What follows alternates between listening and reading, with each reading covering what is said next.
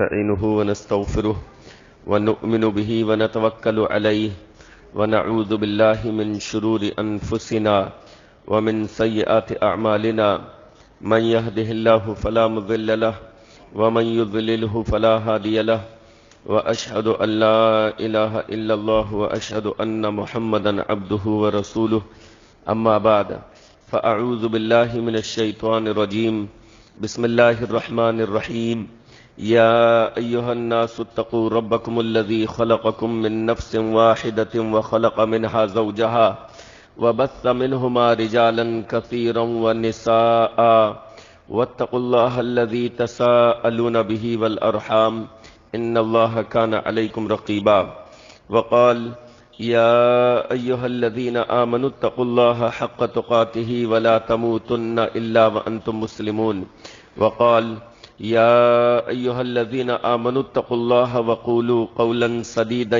يصلح لكم أعمالكم ويغفر لكم ذنوبكم ومن يطع الله ورسوله فقد فاز فوزا عظيما وقال الله تعالى في القرآن المجيد وَلَقَدْ نَصَرَكُمُ اللَّهُ بِبَدْرٍ وَأَنْتُمْ أَذِلَّةٌ فَاتَّقُوا اللَّهَ لَعَلَّكُمْ تَشْكُرُونَ۔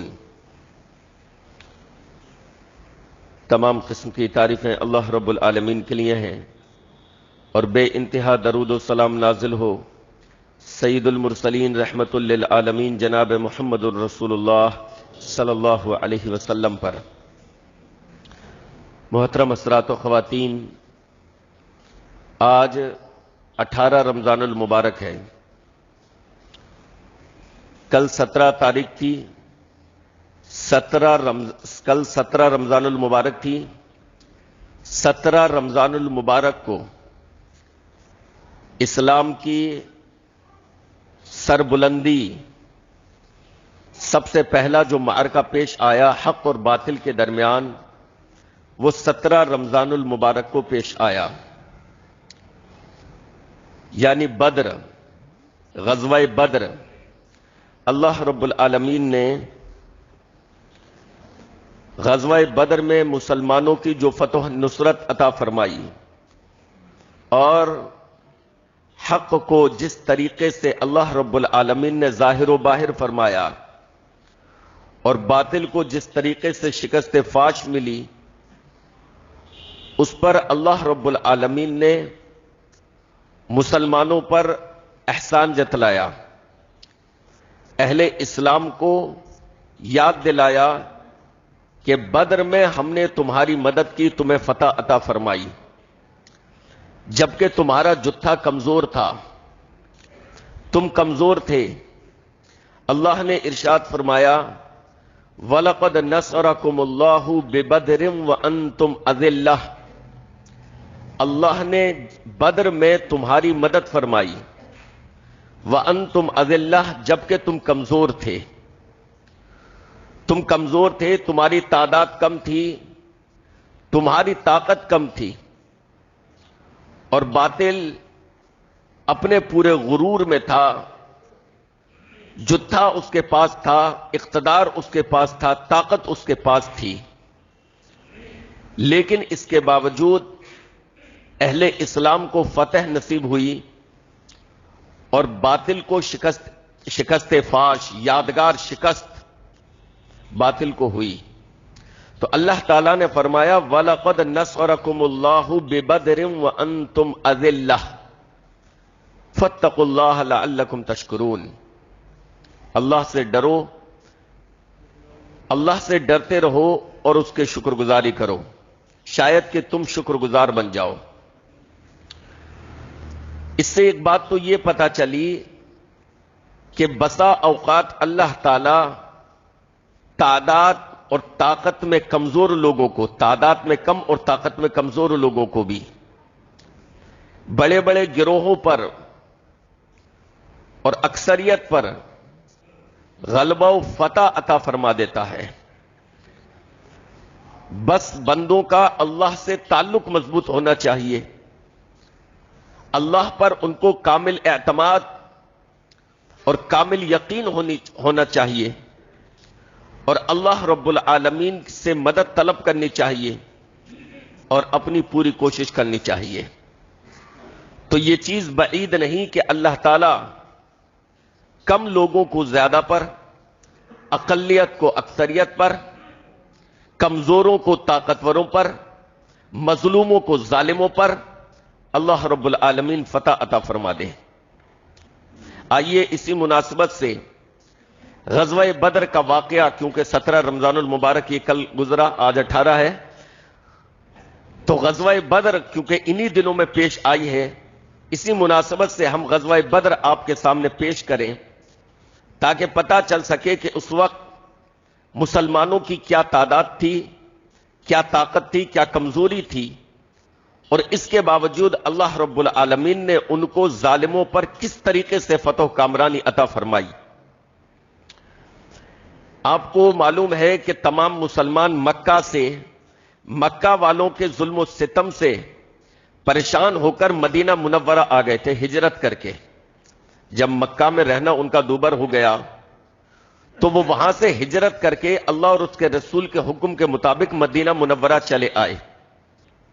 مکے میں ان پر ظلم و ستم کے پہاڑ توڑے گئے، مکے میں ان کو ستایا گیا، ان کے مال و اسباب کو چھینا گیا، ان کے گھر، ان کی کھیتیاں، ان کے باغات کو چھینا گیا، ان کے بیٹوں کو قتل کیا گیا، ان کے والدین کو قتل کیا گیا۔ ان پر ظلم و ستم کا کوئی ایسا حربہ، کوئی ایسا طریقہ اس وقت کے اعتبار سے کوئی ایسی چیز نہ تھی جو مشرکین مکہ نے استعمال نہ کی ہو۔ چٹائیوں میں لپیٹ کر ان کی ناکوں میں دھواں دیا گیا، گرم ریت پر لٹا کر ان کے سینے پر بھاری پتھر رکھا گیا، ان کے گلے میں رسی باندھ کر ان کو مکے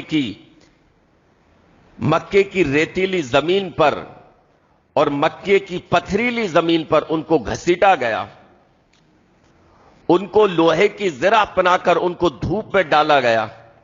تو ظلم و ستم کا کوئی ایسا طریقہ نہیں تھا جو ان پر استعمال نہ کیا گیا ہو۔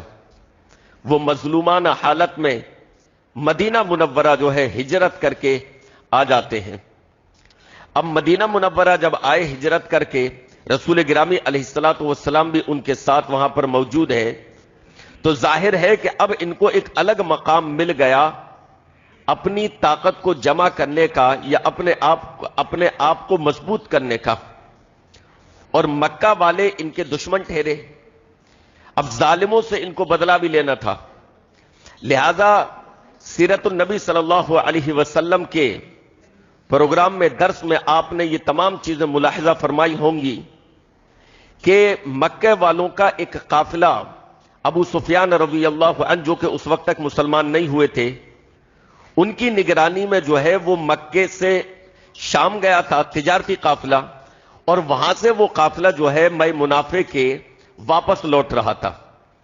اونٹوں پر مکے والوں کی بہت زیادہ مالیت موجود تھی، تقریباً 50,000 دینار اونٹوں پر لدے ہوئے تھے، یعنی تقریباً اتنی مالیت کا مال جو تھا اونٹوں پر لدا ہوا تھا۔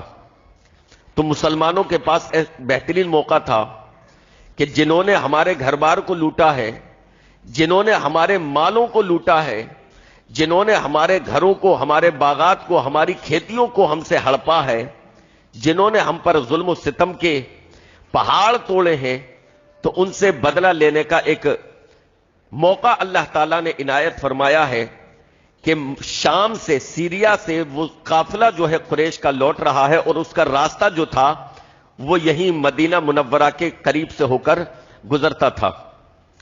تو رسول گرامی علیہ الصلوۃ والسلام کو اطلاع ملی، آپ علیہ الصلوۃ والسلام نے خبر لی تو پتہ یہ چلا کہ ہاں وہ قافلہ یہاں سے گزرنے والا ہے۔ تو اللہ کے نبی علیہ الصلوۃ والسلام نے صحابہ کے ساتھ صحابہ کو حکم دیا کہ نکلو اور اس قافلے پر دھاوا بولا جائے اور جو ہے اپنا پرانا حساب جو ہے چکتا کر لیا جائے۔ تو صحابہ رسول گرامی علیہ الصلوۃ والسلام کی معیت میں، آپ علیہ الصلوۃ والسلام بھی ساتھ میں تھے، صحابہ جو ہے وہاں سے نکلتے ہیں، لیکن اس وقت نکلنا سب پر ضروری نہیں قرار دیا گیا تھا، کیونکہ مدینہ منورہ سے جو نکلے تھے تو جنگ کے لیے نہیں نکلے تھے، محض ایک تجارتی قافلہ جو ہے ٹارگٹ تھا، مکہ والوں کا تجارتی قافلہ ٹارگٹ تھا، جنگ کے ارادے سے نہیں نکلے تھے. تو گنتی جو ہوئی، جو نکلنے والے تھے وہ تقریباً 314 یا 313 سے 317 کے درمیان اتنی تعداد میں صحابہ کرام تھے. اللہ کے نبی علیہ الصلوۃ والسلام نے مدینہ منورہ کی باغ ڈور جو ہے حضرت عبداللہ بن ام مکتوم کو سونپی، امامت سونپی کہ آپ لوگوں کی نماز کی امامت کریں، اور اس کے بعد پھر راستے میں سے جو ہے حضرت ابو لبابہ کو بھیجا کہ آپ جائیں، آپ کرنا حضرت عبداللہ ابن ام مکتوم کی جگہ. تو اس طریقے سے مدینہ منورہ کا تمام انتظام جو ہے اللہ کے نبی علیہ الصلوۃ والسلام صحابہ کے جو وہاں ٹھہر گئے تھے ان کے سپرد کر کے، ان کے ذمہ کر کے وہاں سے نکل گئے. تو رسول گرامی علیہ الصلوۃ والسلام کے ساتھ جو تعداد تھی صحابہ کی، وہ قلیل تعداد تھی، تھوڑی سی تعداد تھی. ان کے پاس جنگ کے ساز و سامان بھی نہیں تھے. پورے لشکر میں محض 2 گھوڑے تھے اور 50 اونٹ تھے. 50 اونٹ کا مطلب یہ ہوا ایک اونٹ پر 2 لوگ باری باری یا 3 لوگ سوار ہوا کرتے تھے. اسی طریقے سے گھوڑے 2 تھے صرف. ایک گھوڑا رسول گرامی علیہ الصلوۃ والسلام کے حصے میں آیا، اور اس میں بھی آپ علیہ الصلوۃ والسلام کے ساتھ حضرت علی رضی اللہ عنہ اور ایک اور صحابی تھے. تو اس گھوڑے پر بھی یہ حضرات باری باری سوار ہوا کرتے تھے. اسی طریقے سے اونٹ پر بھی باری باری سوار ہوا کرتے تھے. اب یہ مدینہ منورہ سے نکل کر جب آگے بڑھے تو ادھر ابو سفیان نے بھی یہ پتہ لگایا کہ بھئی یہاں پر کچھ گڑبڑ نظر آتی ہے. ابھی مسلمانوں کا لشکر پیچھے ہی تھا، یہ مدینہ منورہ سے نکلے ہی تھے، لیکن رسول اللہ صلی اللہ علیہ وسلم نے 2 اپنے جاسوسوں کو، یعنی خبر لانے والوں کو جو ہے بھیج رکھا تھا. تو ابو سفیان نے وہاں پر جا کر، چشمے کے قریب جا کر دیکھا کہ یہاں پر کچھ مینگنیاں پڑی ہیں. تو اس نے مینگنیاں اٹھا کر دیکھی، اس کو توڑا تو کہا کہ یہ یثرب کے چرواہوں کی مینگنیاں ہیں. یثرب کے، یعنی مدینہ کا نام یثرب تھا،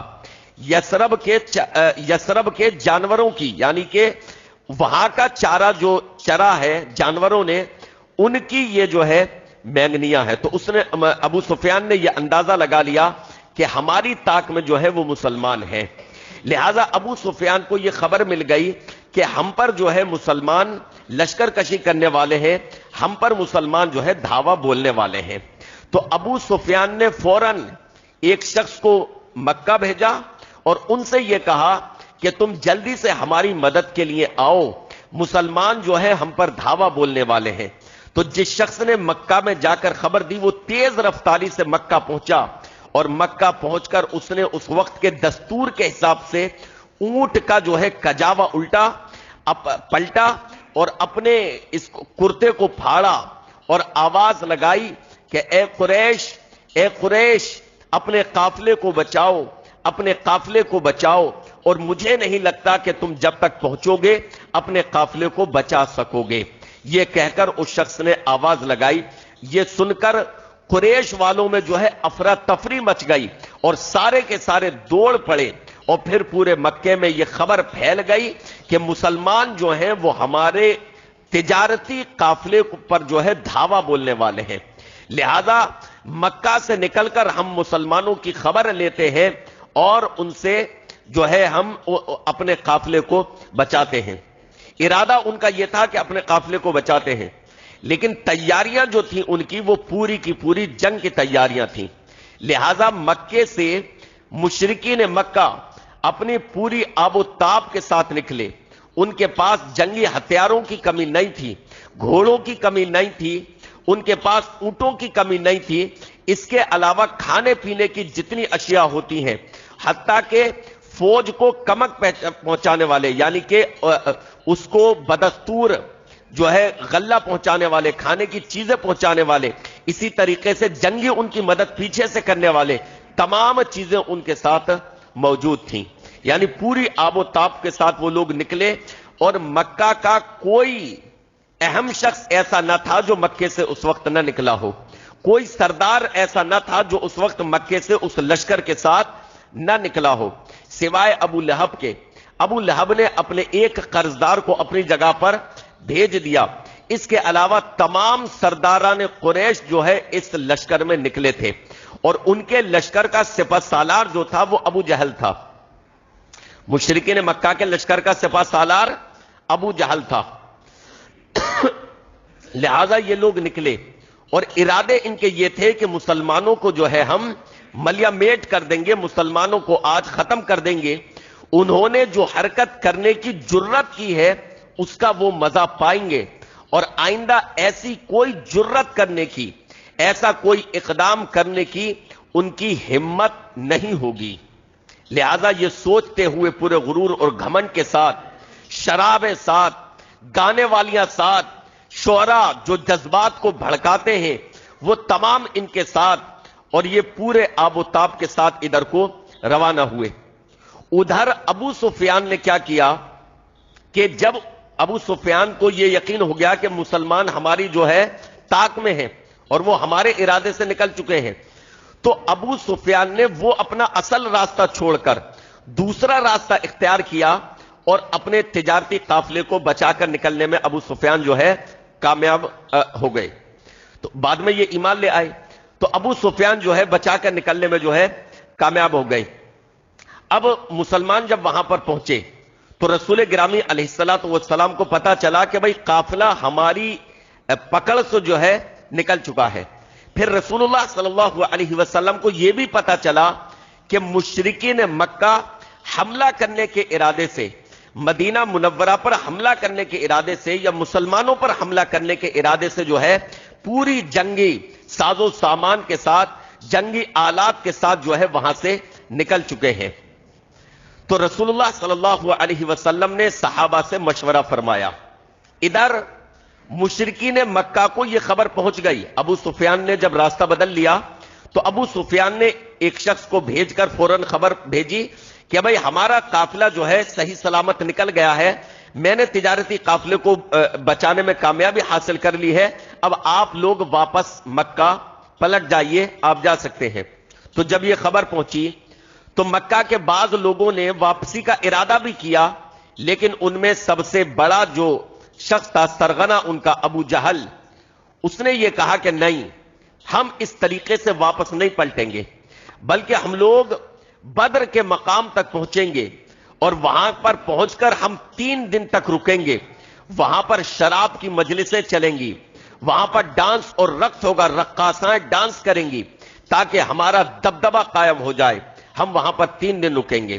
تو اللہ کے نبی علیہ الصلوۃ والسلام کو جب یہ پتا چلا کہ مشرکین مکہ اپنے پورے لشکر کے ساتھ، ان کی تعداد کتنی تھی؟ 1000، مسلمانوں کی تعداد 313 اور مشرکین مکہ کی تعداد 1000 تھی۔ شروع میں 1300 تھی، 300 پھر بیچ میں سے ان کے واپس چلے گئے، تقریباً 1000 ان کی جو تھی تعداد تھی۔ تو اللہ کے نبی علیہ الصلوۃ والسلام کو یہ پتا چلا کہ ان لوگوں کا ارادہ یہ ہے کہ وہ بدر کے مقام پر آ کر اپنی عیاشیاں کریں، اور یہاں پر آ کر وہ ٹھہرے رہیں، یعنی بالکل مدینہ منورہ کے پاس۔ تو اللہ کے نبی علیہ الصلوۃ والسلام نے صحابہ سے مشورہ کیا کہ کیا کیا جائے۔ اللہ کے نبی علیہ الصلوۃ والسلام کی آرزو یہ تھی کہ مشرکین مکہ سے ٹکرایا جائے۔ کیوں؟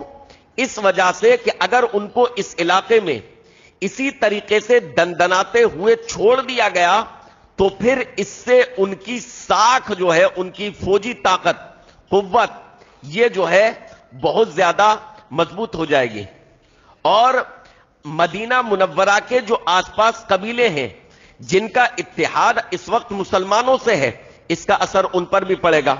لہذا مکہ کے مشرکوں کی دھاک بیٹھ جائے گی، اور مدینہ منورہ کے آس پاس کے جو قبائل ہیں وہ کہیں ایسا نہ ہو کہ مسلمانوں سے اپنا گٹھ بندھن توڑ کر مکہ کے مشرکوں سے گٹھ بندھن کر لیں۔ تو دوسری بات یہ کہ اس کی بھی کوئی گارنٹی نہیں تھی کہ وہ لوگ وہاں سے آگے بڑھ کر مدینہ پر حملہ نہیں کریں گے۔ بھائی ممکن ہے کہ یہ لوگ مدینہ منورہ پر حملہ بھی کر دیں، ارادہ ان کا ابھی یہ ہے کہ ہم صرف بدر کے مقام پر ٹھہریں گے اور 3 دن عیاشیاں کریں گے، لیکن اس کی بھی کوئی گارنٹی نہیں ہے کہ وہاں سے وہ لوگ آگے بڑھ کر مدینہ منورہ پر حملہ کر سکتے ہیں یا نہیں کریں گے، اس کی بھی کوئی گارنٹی نہیں ہے۔ لہذا اللہ کے نبی علیہ الصلوۃ والسلام نے ہر اعتبار سے اسی چیز کو مناسب اور بہتر سمجھا کہ اب حق کو باطل سے ٹکرانا چاہیے، اب مسلمانوں کو مکہ کے مشرکوں سے ٹکرانا چاہیے۔ لیکن رسول گرامی علیہ الصلوۃ والسلام نے اس کے لیے صحابہ سے مشورہ کیا، کیونکہ آپ علیہ الصلوۃ والسلام صحابہ کی اس چھوٹی سی تعداد کو مدینہ منورہ سے جو لے کر آئے تھے، وہ مقصد صرف یہ تھا، اور جس ارادے سے سب لوگ نکلے تھے وہ مقصد صرف یہ تھا کہ بھئی ایک تجارتی قافلہ ہے، اس پر ہمیں دھاوا بولنا ہے، اور اب درپیش جو ہے وہ کیا ہے؟ جنگ ہے۔ لہذا بول کر سوچ کر سب لوگ یہ آئے ہیں، لہذا مشورہ ضروری ہے کہ سب کے ارادے کیا ہیں، سب کے عزائم کیا ہیں۔ اللہ کے نبی علیہ الصلوۃ والسلام نے صحابہ کو جمع کر کے مشورہ فرمایا۔ حضرت ابوبکر صدیق رضی اللہ عنہ کھڑے ہوئے، اور حضرت ابوبکر صدیق رضی اللہ عنہ نے نہایت ہی عمدہ بات کہی، اور اپنے حوصلے اور اپنی شجاعت اور اپنے ارادے کا اظہار کیا۔ اللہ کے نبی علیہ الصلوۃ والسلام کی رائے سے اتفاق کا اظہار کیا۔ آپ علیہ الصلوۃ والسلام نے حضرت ابوبکر کو دعا دی، حضرت ابوبکر بیٹھ گئے، حضرت عمر کھڑے ہوئے، انہوں نے تقریر فرمائی، اللہ کے نبی علیہ الصلوۃ والسلام نے دعا دی، وہ بیٹھ گئے۔ حضرت مقداد بن عمرو اٹھے، اے اللہ کے رسول صلی اللہ علیہ وسلم، ہم آپ کے ساتھ ہیں، ہم آپ پر ایمان لائے ہیں، قسم ہے اس ذات کی جس نے آپ کو حق کے ساتھ مبعوث فرمایا ہے، اگر آپ ہمیں برکے غماد تک لے جا کر لڑنا چاہیں تو ہم آپ کے ساتھ قتال کرتے ہوئے، ہم آپ کے ساتھ لڑتے ہوئے، ہم آپ کے ساتھ جنگ کرتے ہوئے دشمن سے وہاں تک جانے کے لیے تیار ہیں، ہم پیچھے نہیں ہٹیں گے۔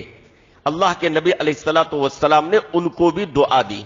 حضرت مقداد بن عمرو نے وہ تاریخی الفاظ بھی کہے کہ اللہ کے رسول صلی اللہ علیہ وسلم، ہم حضرت موسیٰ کی قوم کی طرح نہیں ہیں کہ انہوں نے اپنے پیغمبر سے یہ کہا تھا فَاذْهَبْ أَنْتَ وَرَبُّكَ فَقَاتِلَا إِنَّا هَاهُنَا قَاعِدُونَ، کہ اے موسیٰ آپ جائیں، آپ کا رب جائے اور جا کر لڑائی کریں، جنگ کریں، ہم نہیں لڑیں گے، ہم تو یہیں پر بیٹھے رہیں گے۔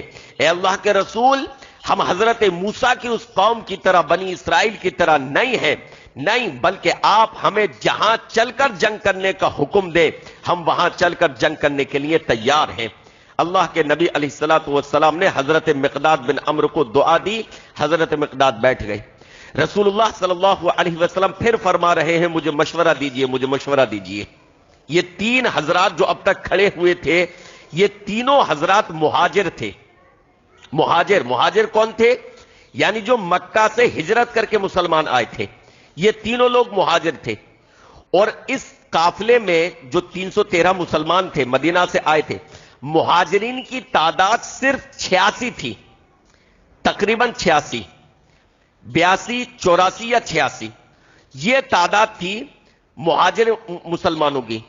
دوسری بات یہ کہ مہاجرین پردیسی تھے، مکہ سے ہجرت کر کے مدینہ آئے تھے، تو ایک تو یہ کہ لشکر میں زیادہ تعداد انصاری صحابہ کی تھی، دوسرا یہ کہ انصاری صحابہ مقامی تھے، تو اللہ کے نبی علیہ الصلوۃ والسلام یہ چاہتے تھے کہ انصاری صحابہ اپنے ارادے کا اظہار فرمائیں۔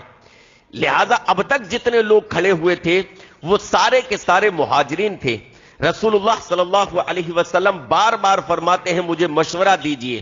آپ کا قصد جو تھا وہ انصاری صحابہ تھے۔ اس بات کو انصاری صحابہ کے لیڈر اور ان کے سردار حضرت سعد بن معاذ رضی اللہ عنہ نے بھاپ لیا اور وہ فوراً کھڑے ہوئے۔ اے اللہ کے رسول صلی اللہ علیہ وسلم، محترم کا رخ انور غالباً ہماری طرف ہے، آپ شاید ہمارا مشورہ چاہتے ہیں، تو اے اللہ کے رسول صلی اللہ علیہ وسلم، کیا آپ یہ سمجھتے ہیں کہ ہم نے آپ کی مدد کا وعدہ صرف مدینہ منورہ کی چہار دیواری میں رہ کر کیا ہے؟ ہم آپ کو اس وعدے سے مکہ سے مدینہ لے کر آئے ہیں؟ نہیں ہے اللہ کے رسول صلی اللہ علیہ وسلم، ہم آپ کے ساتھ جنگ کرنے کے لیے، آپ جس سے کہیں ہم آپ کے ساتھ مل کر اس سے جنگ کرنے کے لیے تیار ہیں۔ اے اللہ کے رسول صلی اللہ علیہ وسلم، اگر آپ ہمیں اس سمندر میں چھلانگ لگانے کا حکم دیں گے، اگر ہم انصاری صحابہ کو آپ اس سمندر میں چھلانگ لگانے کا حکم دیں گے، اے اللہ کے رسول صلی اللہ علیہ وسلم، ہم میں سے کوئی شخص پیچھے نہیں رہے گا، سارے کے سارے سمندر میں چھلانگ لگا دیں گے۔ اللہ کے نبی علیہ الصلوۃ والسلام نے جب ان کا عزم و حوصلہ دیکھا، اللہ کے نبی علیہ الصلوۃ والسلام نے جب ان کی اس اظہار کو، رضامندی کو دیکھا، تو آپ علیہ الصلوۃ والسلام خوش ہوئے، حتیٰ کہ آپ کی خوشی میں آپ کے دندان مبارک بھی نظر آنے لگے۔ آپ علیہ الصلوۃ والسلام مسکرائے اور صحابہ کو حکم دیا کہ چلو اللہ کا نام لے کر اب آگے بڑھو۔ اس کے بعد رسول گرامی علیہ الصلوۃ والسلام اس چھوٹے سے لشکر کو لے کر بدر کی طرف کو بڑھتے ہیں، اور قصہ مختصر یہ کہ بدر کے مقام پر جا کر، ایک چشمے کے پاس جا کر اللہ کے نبی علیہ الصلوۃ والسلام پڑاؤ ڈال دیتے ہیں۔ پہلے ایک مقام پر پڑاؤ ڈالتے ہیں، پھر ایک صحابی مشورہ دیتے ہیں کہ اللہ کے رسول صلی اللہ علیہ وسلم، کیا اللہ نے حکم دیا ہمیں یہاں ٹھہرنے کا کہ نہیں؟ کیا تو پھر تھوڑا آگے چل کر فلاں مقام پر پڑاؤ ڈالیں؟ تو اللہ کے نبی علیہ السلام نے ان کے مشورے کو پسند فرمایا اور آگے چل کر پڑاؤ ڈالا۔ اس سے یہ بھی پتا چلا کہ مشورے میں جو ہے برکت ہے۔ اپنے وقت کے رسول جناب محمد الرسول اللہ صلی اللہ علیہ وسلم لیکن صحابہ سے مشورہ لیتے ہیں۔ کئی مقامات ایسے ہیں سیرت طیبہ میں، کئی مقامات آپ کو ایسے ملیں گے کہ رسول گرامی علیہ الصلوۃ والسلام کی رائے الگ ہے، صحابہ میں سے بعض صحابہ کا مشورہ الگ ہے، اور اللہ کے نبی علیہ السلام نے ان کے مشورے کو ترجیح دی ہے۔ تو مشورے میں خیر و برکت ہے۔ اللہ کے نبی علیہ الصلوۃ والسلام بھی مشورہ فرماتے تھے، اور یہ نہیں کہ اپنی ہی رائے کو چلاتے تھے۔ کئی مرتبہ تو مشورے کا مطلب جو ہوتا ہے وہ اپنے فیصلے سے آگاہ کرنا ہوتا ہے۔ اپنا فیصلہ اپنا ہی رہے گا، مشورہ صرف آگاہ کرنا ہے، خبر کرنا، اطلاع کرنا ہے۔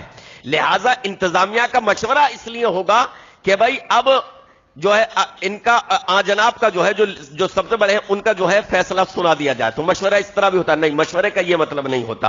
مشورے کا مطلب یہ ہوتا ہے غور و خوض کیا جائے، کس نے کیا رائے دی ہے، لہذا ان کی رائے پر غور و خوض کر کر کسی ایک مشورے پر عمل کیا جائے۔ اس میں ایسا بھی ہو سکتا ہے کہ جو کسی کا مشورہ نہ مانا جائے اور جو صدر ہے اسی کی بات چلے، جو سردار ہے اسی کی بات چلے، ایسا بھی ممکن ہے، لیکن بہرحال سب کی رائے پر جو ہے غور و خوض کیا جانا چاہیے۔ تو اللہ کے نبی علیہ الصلوۃ والسلام نے سیرت طیبہ میں کئی مقامات پر آپ پائیں گے کہ صحابہ کے مشورے کو قبول فرمایا ہے، کسی ایک صحابی کے مشورے کو قبول فرمایا ہے، اور ان کے مشورے پر عمل کرتے ہوئے اللہ کے نبی علیہ السلام نے عمل کیا ہے۔ تو بہرحال بدر کے مقام پر چشمے کے پاس اللہ کے نبی علیہ الصلوۃ والسلام اسلامی فوج کو جو ہے پڑاؤ ڈالنے کا حکم دیتے ہیں۔ ادھر دوسری طرف جو ہے وہ مشرکین مکہ کا قافلہ بھی پہنچ چکا ہے، اور اس نے وہاں پر جو ہے پڑاؤ ڈالا ہوا ہے۔ اللہ کے نبی علیہ الصلوۃ والسلام نے ایک شخص کو بھیج کر خبر لی کہ اندازہ لگائیے ان کی تعداد کتنی ہے، بلکہ مشرکین مکہ کے پانی بھرنے والے دو لوگ چشمے پر آئے، تو اللہ کے نبی علیہ الصلوۃ والسلام نے ان سے خبر لی، اور انہوں نے یہ کہا کہ ہمیں صحیح تعداد کا نہیں پتا۔ تو رسول گرامی علیہ الصلوۃ والسلام نے پوچھا کہ اچھا یہ بتاؤ کہ ان کے لیے اونٹ کتنے ذبح ہوتے ہیں جو وہ کھاتے ہیں؟ کہا کہ ایک دن 9، ایک دن 10۔ تو اللہ کے نبی علیہ الصلوۃ والسلام نے فرمایا کہ ان کی تعداد تقریباً 1000 ہے۔ ادھر مشرکین مکہ نے بھی جو ہے اسلامی فوج کی معلومات پوری اکٹھی کی کہ ان کی تعداد کتنی ہے، ان کے پاس کیا ہتھیار ہے، کس قدر ان کی تیاری ہے۔ تو الغرض دونوں لشکر ایک دوسرے سے ٹکرانے کے لیے، ایک دوسرے سے جنگ کرنے کے لیے پوری طریقے سے میدان میں تیار ہیں۔ حضرت سعد بن معاذ رضی اللہ عنہ نے اللہ کے نبی علیہ الصلوۃ والسلام کو مشورہ دیا، اے اللہ کے رسول صلی اللہ علیہ وسلم، میری رائے یہ ہے کہ آپ کے لیے ہم ایک مرکز قیادت، آپ کا مرکز قیادت ہونا چاہیے جہاں سے آپ قیادت فرمائیں، یعنی کنٹرول روم کہہ لیجئے۔ آپ کی ایک خاص جگہ ہو، وہاں پر ہم چھپر کا ایک تعمیر کر دیتے ہیں، وہاں پر آپ رہیں اور آپ کی نگرانی بھی رہے، اور وہیں سے آپ اپنی پوری فوج کی نگرانی اور وہیں سے تمام احکام جو آپ کو دینے ہیں وہیں سے آپ لیڈ کریں، تاکہ اگر ہم فتح یاب ہو گئے تو اللہ کے رسول صلی اللہ علیہ وسلم یہ وہ چیز ہے جس کی ہم آرزو اور تمنا کرتے ہیں، اور اگر خدا نہ خواستہ معاملہ اس کے برعکس ہوتا ہے، یعنی ہم کو شکست ہوتی ہے، تو اللہ کے رسول صلی اللہ علیہ وسلم یا اچانک کوئی حالات ایسے پیش آ جاتے ہیں تو وہاں سے آپ نکل کر جو ہے مدینہ منورہ سوار ہو کر آپ چلے جائیں گے، کیونکہ اللہ کے رسول صلی اللہ علیہ وسلم مدینے میں جو لوگ رک گئے ہیں محبت میں، آپ سے محبت میں ہم ان سے بڑھ کر نہیں ہیں، آپ سے محبت میں ہم ان سے بڑھ کر نہیں ہیں۔ مطلب یہ ہے کہ اللہ کے رسول صلی اللہ علیہ وسلم ہمیں آپ سے جس قدر محبت ہے اسی قدر انہیں بھی آپ سے محبت ہے، یہ تھا مطلب، جس کو انہوں نے اس انداز میں کہا کہ ہم محبت میں ان سے بڑھ کر نہیں ہے، یعنی ان کو بھی آپ سے اتنی ہی محبت ہے جتنی ہمیں ہے، اور ان کو یہ معلوم نہیں تھا کہ ہم کسی جنگی لشکر سے ٹکرانے کے لیے نکل رہے ہیں، ان کو تو ایک تجارتی قافلے کا علم تھا۔ اگر ان کو یہ پتا ہوتا کہ اللہ کے رسول صلی اللہ علیہ وسلم ایک خونریز معرکہ ہمارا مشرکین سے ہونے والا ہے تو وہ لوگ ہرگز پیچھے نہیں رہتے۔ لہذا اے اللہ کے رسول صلی اللہ علیہ وسلم، ہم چاہتے ہیں کہ آپ کے لیے ایک مرکز یا چھپر کی ایک جھوپڑی ٹائپ کی بنا دی جائے، کنٹرول روم آپ کے لیے ایک بنا دیا جائے اور وہاں پر آپ رہیں۔ اللہ کے نبی علیہ الصلوۃ والسلام نے مشورے کو پسند فرمایا اور ایک اونچے ٹیلے پر اللہ کے نبی علیہ الصلوۃ والسلام کے لیے ایک مرکز جو ہے بنا دیا گیا۔ رسول گرامی علیہ الصلوۃ والسلام کے ساتھ حضرت ابوبکر صدیق بھی تھے۔ حضرت سعد بن معاذ نے چند سواروں کو صحابہ کے جو ہے وہاں پر نگرانی کے لیے لگا دیا، بلکہ خود حضرت سعد بن معاذ رضی اللہ عنہ بھی وہی مرکز قیادت کے باہر رسول گرامی علیہ الصلوۃ والسلام کی نگرانی فرما رہے تھے۔ اللہ کے نبی علیہ الصلوۃ والسلام نے صحابہ کو جنگ کی جو ہے اللہ کے نبی علیہ الصلوۃ والسلام نے ہدایات دی، جنگ کیسے کرنی ہے۔ دیکھیے رسول گرامی علیہ الصلوۃ والسلام ایک طرف کیا ہے، سید الرسل ہیں، سید الانبیاء ہیں، اپنے وقت کے نبی ہیں، دوسری طرف رسول گرامی علیہ الصلوۃ والسلام ایک بہترین کمانڈر بھی ہیں، ایک بہترین لیڈر بھی ہیں، جنگی صلاحیتیں بھی آپ علیہ الصلوۃ والسلام کے پاس ہیں۔ یعنی ایسا نہیں کہ رسول کا نام آئے تو ہمارے ذہن میں ایک وہ تصویر آتی ہے کہ ایک روحانی چیز، صرف عبادت گزار بہت زیادہ، فقط اس حد تک محدود نہیں، بیک وقت تمام چیزیں ہونی چاہیے آپ کے اندر۔ بیک وقت آپ ایک اچھے عابد بھی ہوں، عبادت گزار بھی ہوں، ایک اچھے زاہد بھی ہوں، ایک اچھے لیڈر بھی ہوں، اور ایک بہترین سپہ سالار بھی ہوں، ایک بہترین فوجی بھی ہو، آپ جسمانی طور پر بھی مضبوط ہو، تمام چیزیں۔ تو اللہ کے نبی علیہ الصلوۃ والسلام کی آپ جنگی صلاحیت دیکھیے، جبکہ یہ پہلی جنگ تھی، آپ علیہ الصلوۃ والسلام نے صحابہ کو ہدایات فرمائی کہ تمہیں جنگ کس طریقے سے لڑنی ہے۔ لہذا اللہ کے نبی علیہ الصلوۃ والسلام نے تیر اندازوں کو حکم دیا کہ دیکھو اپنے تیروں کو برباد مت کرنا، بلا وجہ بہت زیادہ مت مارنا، جب وہ تم سے قریب ہو تب تمہیں تیر اندازی کرنی ہے، دور ہو تو تیر اندازی مت کرنا، بھائی دور ہوں گے آپ کے تیر یہاں گر جائیں گے تو یہ تو بیکار گئے، جب وہ قریب ہو جائیں بڑھیں آگے تب ایک ساتھ تمہیں جو ہے ان پر تیروں کی بوچھار کرنی ہے، اور تلواریں اس وقت تک نہیں نکالنی ہے جب تک کہ آپس میں مٹبھیڑ نہ ہو جائے، جب آپس میں مٹبھیڑ ہو جائے تب تمہیں تلواریں نکالنی ہیں۔ اس کے علاوہ اللہ کے نبی علیہ الصلوۃ والسلام نے صحابہ کو یہ بھی حکم دیا کہ ایک ساتھ جو حملہ تمہیں کرنا ہے اسی وقت جب میری طرف سے تمہیں پوری طرح سے حکم مل جائے کہ اب ایک ساتھ تم حملہ کرو۔ تو یہ تمام ہدایت، اس کے علاوہ جو عام ہدایت ہوتی تھی کہ بچوں کو قتل نہیں کرنا ہے، عورتوں کو قتل نہیں کرنا ہے، اسی طریقے سے آپ علیہ الصلوۃ والسلام نے اس موقع پر یہ بھی ارشاد فرمایا کہ بنو ہاشم کے بعض افراد زبردستی لے کر آئے گئے ہیں، وہ اپنی مرضی سے نہیں آئے ہیں، مجبوراً آ گئے ہیں، لہذا اگر وہ سامنے پڑ جائیں تو ان کو قتل نہ کرنا۔ جن میں آپ علیہ الصلوۃ والسلام نے اپنے چچا حضرت عباس کا بھی نام لیا کہ اگر جناب عباس سامنے پڑ جائیں تو ان کو قتل مت کرنا۔ حضرت عباس رضی اللہ عنہ ایمان لے آئے تھے، مکہ ہی میں تھے، لیکن انہوں نے اپنے ایمان کو چھپایا ہوا تھا، اپنے ایمان کو انہوں نے چھپا رکھا تھا۔ تو بہرحال رسول اللہ صلی اللہ علیہ وسلم نے یہ ہدایات فرمائی، اور اس کے بعد رسول اللہ صلی اللہ علیہ وسلم اپنے خیمے میں تشریف لے گئے، اور اپنے خیمے میں تشریف لے جا کر اللہ کے نبی علیہ الصلوۃ والسلام اللہ رب العالمین سے دعا کرنے لگے۔ بڑی ہی عاجزی و انکساری کے ساتھ دعا رسول اللہ صلی اللہ علیہ وسلم نے فرمائی۔ اللہ کے نبی علیہ الصلوۃ والسلام سجدے میں چلے جاتے ہیں، اللہ رب العالمین سے دعائیں کرتے ہیں، اے اللہ، اللہم انجزنی ما وعدتنی، اے اللہ تو نے جو مجھ سے وعدہ فرمایا ہے اس وعدے کو آج پورا کر دے۔ اللہ تو نے جو مجھ سے عہد فرمایا ہے اس عہد کو آج پورا کر دے۔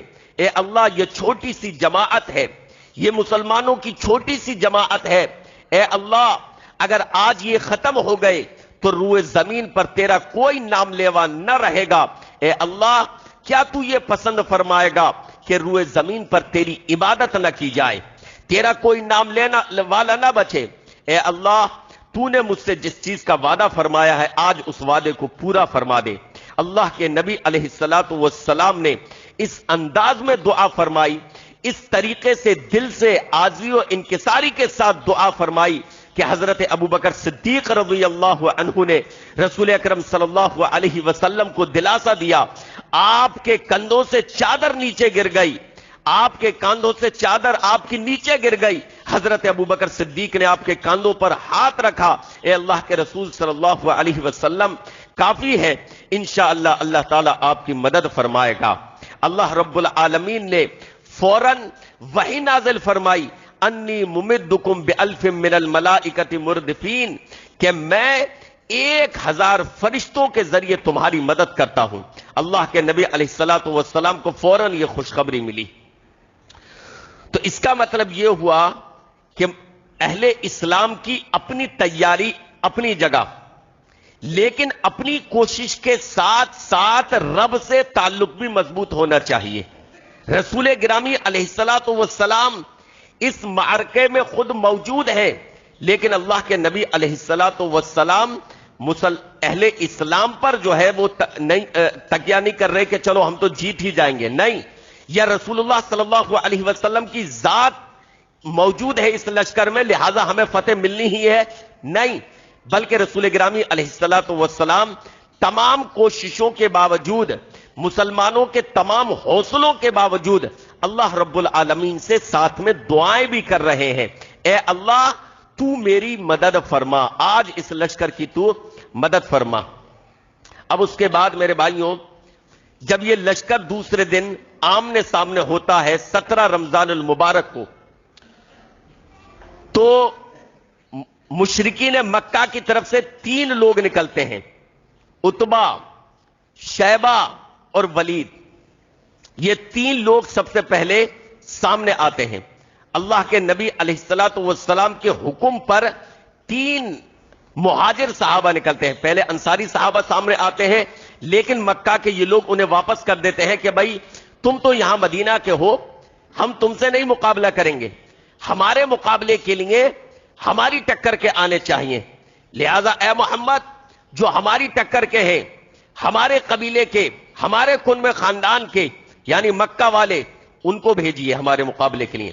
تو اللہ کے نبی علیہ الصلوۃ والسلام بھیجتے ہیں، حضرت عبیدہ کو اٹھاتے ہیں، حضرت حمزہ اور حضرت علی، یہ 3 مہاجر صحابہ جو ہے کھڑے ہوتے ہیں، اور پھر ان 3 کا مشرکین مکہ کے ان 3 لوگوں سے مقابلہ ہوتا ہے، اور یہ تینوں لوگ اپنے شکار کو بہت جلدی زمین پر تڑپا دیتے ہیں۔ حضرت عبیدہ جو تھے یہ تھوڑے بزرگ تھے، ان کی عمر دراز تھی، حضرت حمزہ اور حضرت علی رضی اللہ عنہ یہ جوان سال بہادر تھے، تو حضرت حمزہ تو فوراً اپنے شکار کو قتل کر دیتے ہیں۔ اسی طریقے سے حضرت علی جن کا مقابلہ ولید سے ہوا، حضرت حمزہ کا شیبہ سے ہوا، یہ لوگ اپنے شکار کو فوراً قتل کر دیتے ہیں۔ البتہ حضرت عبیدہ اور عتبہ ان کا جو ہے تھوڑا سا تبادلہ ہوتا ہے، اور اس میں حضرت عبیدہ بھی زخمی ہو جاتے ہیں۔ بہرحال اتنے میں یہ لوگ اپنے شکار سے جو ہے نبٹ کر آتے ہیں اور حضرت حمزہ کی مدد کرتے ہیں، اور اس طریقے سے عتبہ کو جو ہے قتل کر دیا جاتا ہے۔ لیکن عبیدہ جو تھے یہ تھوڑے سے زخمی ہو گئے تھے، اور زخمی ہونے کے بعد ان کی آواز بھی بند ہو گئی تھی، اور واپس ہوتے ہوئے یہ جو ہے شہید ہو جاتے ہیں۔ تو بہرحال یہ نقطہ آغاز جو تھا، اسی میں مسلمانوں کی فتح دکھنے لگی۔ شروع ہی میں جب 3 لوگ ادھر سے نکلے اور 3 لوگ ادھر سے، تو وہیں پر اللہ رب العالمین نے مسلمانوں کو گویا کہ اس میں نقطہ آغاز ہی میں فتح یابی عطا فرما دی۔ اس کے بعد پھر گھماسان جنگ ہوتی ہے، مسلمان اپنی پوری جذبہ ایمانی کے ساتھ، اپنے پورے جوش کے ساتھ لڑتے ہیں، اور رسول گرامی علیہ الصلوۃ والسلام جب لشکر بالکل قریب آ جاتا ہے تو رسول گرامی علیہ الصلوۃ والسلام کی ہدایت کے مطابق تیر انداز جو ہے مسلمانوں کے وہ تیر اندازی کرتے ہیں، اور پھر جب اور قریب آ جاتا ہے تو اللہ کے نبی علیہ الصلوۃ والسلام حکم دیتے ہیں شدو، چڑھ دوڑو۔ تو اس وقت جو ہے ایک ساتھ اہل اسلام تازہ دم ہو کر جو ہے حملہ کرتے ہیں، اور پہلے ہی وار میں جو ہے مشرکین مکہ کے قدم اکھڑ جاتے ہیں، ان کے بڑے بڑے سردار سارے کے سارے قتل کر دیے جاتے ہیں۔ وہیں پر 2 بچے تھے، 2 بچے حضرت عبد الرحمن بن عوف رضی اللہ عنہ کہتے ہیں کہ میں وہیں پر تھا کہ میرے پاس 2 بچے آئے، ایک میرے پاس آ کر کہتا ہے ایک سائیڈ سے کہ چچا جان مجھے بتائیے ابو جہل کون ہے؟ ابو جہل کو آپ جانتے ہیں؟ کہا ہاں بیٹا میں ابو جہل کو تو جانتا ہوں، مگر تم کیا کرو گے؟ دوسرا بھی یہی سوال کرتا ہے، کہتے ہیں کہ ہم نے سنا ہے کہ وہ رسول اللہ کو بہت گالیاں دیتا ہے، آج اگر اس سے ہمارا سامنا ہو گیا اور ہم نے اس کو پا لیا تو یا تو وہ زندہ رہے گا یا ہم زندہ رہیں گے۔ حضرت عبد الرحمن بن عوف کہتے ہیں، یہ دونوں بچے حضرت معاذ اور معوذ تھے۔ حضرت عبد الرحمن بن عوف کہتے ہیں اتنے میں ابو جہل مجھ کو دکھائی دیا تو میں نے کہا یہ رہا وہ تمہارا شکار۔ حضرت عبد الرحمن بن عوف کہتے ہیں میری زبان سے الفاظ نکلے تھے، الفاظ ابھی پورے نہ ہونے پائے تھے کہ یہ دونوں بچے باغ کی طرح جھپٹتے ہیں، چیتے کی طرح جھپٹتے ہیں ابو جہل پر، اور اس کو زمین میں جو ہے تڑپا دیتے ہیں۔ تو بہرحال ان دونوں بچوں نے جو ہے ابو جہل کو جو ہے قتل کیا، اور ابو جہل کی گردن جو ہے لاسٹ میں حضرت عبداللہ بن مسعود رضی اللہ عنہ نے اتاری۔ تو قریش کا جو سردار تھا ابو جہل وہ اس جنگ میں قتل ہو جاتا ہے، اسی طریقے سے امیہ بن خلف قتل ہوتا ہے۔ تو ان کے بڑے بڑے جو سرداران تھے سارے کے سارے جو ہے وہ قتل ہو جاتے ہیں، اور قریش تقریباً مشرکین مکہ 70 لوگ قتل ہوتے ہیں اور 70 قیدی بنائے جاتے ہیں۔ تو پہلی یہ جنگ تھی جنگ بدر، جو رمضان کے مہینے میں پیش آئی، جس میں مسلمانوں کو اللہ رب العالمین نے فتح عطا فرمائی۔ پھر ان قیدیوں کو لے کر جب جا رہے تھے تو ان میں سے 2 لوگوں کو اللہ کے نبی علیہ الصلوۃ والسلام نے راستے ہی میں قتل کروا دیا تھا، جو بہت بڑے مجرم تھے، بہت بڑے سرکش تھے، جن میں ایک شخص تھا عقبہ بن ابی معیط۔ اللہ کے نبی وہ قید ہوا تھا، اللہ کے نبی علیہ الصلوۃ والسلام نے اس کو قتل کرنے کا حکم دیا۔ یہ عقبہ بن ابی معیط یہ وہ شخص تھا جس نے رسول گرامی علیہ الصلوۃ والسلام پر ظلم کرنے میں اپنی تمام حدیں پار کر دی تھیں۔ وہ وقت بھی تھا کہ جب اس نے اللہ کے نبی علیہ الصلوۃ والسلام کی گردن میں چادر لپیٹ کر آپ کا گلا گھونٹنا چاہتا۔ ابو بکر صدیق رضی اللہ عنہ اگر نہ آتے چھڑانے کے لیے تو وہ اپنی دانست میں جو ہے اللہ کے نبی علیہ الصلوۃ والسلام کا گلا گھونٹ چکا تھا، تو قتل کرنے کی پوری کوشش کی تھی، لیکن حضرت ابو بکر صدیق نے آ کر بچایا تھا۔ اس عقبہ بن ابی معیط کو بھی اللہ کے نبی علیہ الصلوۃ والسلام نے حکم دیا کہ قتل کر دیا جائے، ہم اس کو قیدی بنا کر مدینہ منورہ تک نہیں لے کر جائیں گے، اس کو قتل کر دیا جائے۔ تو بدر کا دن وہ دن ہے کہ جس میں مظلوموں نے ظالموں سے بدلہ لیا، حق کو اللہ نے باطل پر فتح یابی عطا فرمائی۔ اس کا مطلب یہ ہوا میرے بھائیوں کہ ظالم کو کبھی بھی حد سے تجاوز نہیں کرنا چاہیے۔ مشرکین مکہ نے اپنے ظلم کی تمام حدیں پار کر دی تھیں۔ ظالم کو ہمیشہ اپنا انجام یاد رکھنا چاہیے، ظلم و ستم کے دن بہت زیادہ نہیں ہوتے، لہذا ظلم و ستم کے دن بہت زیادہ نہیں ہوتے۔ ظالم کو ظلم کرتے ہوئے ہمیشہ، کیونکہ اس کا ظلم بھلایا نہیں جاتا۔ ظالم ایک بار کو ظلم کر کے بھول جائے گا، لیکن مظلوم اپنے اوپر کیے ہوئے ظلم کو کبھی نہیں بھولتا، اور پھر ظالم کو جو ہے ظالم کو جو ہے اسی دنیا میں اللہ رب العالمین اس کے ظلم کا بدلہ دکھا دیتا ہے، اور اگر یہاں نہیں تو اللہ رب العالمین آخرت میں ضرور اس کو اس کی سزا دے گا۔ لہذا ظالم کو ظلم کرتے وقت ہمیشہ جو ہے اس بات کو سمجھنا چاہیے کہ میرے ظلم کی یہ ٹہنی جو ہے پھل پھول نہیں سکتی، بلکہ میرا ظلم ایک دن مٹ جائے گا، ایک دن ختم ہو جائے گا۔ تو دنیا کے جتنے بھی ظالم ہو، جو بھی ظالم ہو، اس کو ہمیشہ اس بات کا خیال رکھنا چاہیے۔ تو بدر کا یہ واقعہ رمضان المبارک میں پیش آیا ہے جو ہم نے آپ کے سامنے پیش کیا۔ اس کے علاوہ بھی آگے کے واقعات ہیں جو تمام کے تمام سیرت النبی صلی اللہ علیہ وسلم کے درس میں پروگرام میں پیش کیے جاتے ہیں۔ سیرت النبی صلی اللہ علیہ وسلم کا آج بھی پروگرام ہے انشاءاللہ عشاء کی تراویحوں کے فوراً بعد، رمضان کے علاوہ میں عشاء کی نماز کے فوراً بعد شروع ہو جاتا ہے، اور رمضان میں تراویحوں کے بعد جمعے کے دن سیرت النبی صلی اللہ علیہ وسلم کا یہ پروگرام ہوتا ہے۔ آپ حضرات سے گزارش ہے کہ آپ سیرت النبی صلی اللہ علیہ وسلم کے اس پروگرام میں شرکت کریں، اور اپنی جو تاریخ ہے، آپ کی جو تاریخ ہے، اس تاریخ کو سنیں، اس سے عبرت حاصل کریں، اس سے نصیحت حاصل کریں کہ اہل اسلام کی کبھی بھی صفت جو ہے وہ بزدلی نہیں رہی، بلکہ ان کی صفت ہمیشہ بہادری، شجاعت، امید، اللہ پر یقین، اللہ پر اعتماد، یہ اوصاف اہل اسلام کے مسلمانوں کے رہے ہیں۔ اللہ رب العالمین سے دعا ہے کہ رب العالمین ہمیں سیرت النبی صلی اللہ علیہ وسلم کے تمام پہلوؤں پر نگاہ رکھنے کی توفیق عطا فرمائے، آمین یا رب العالمین۔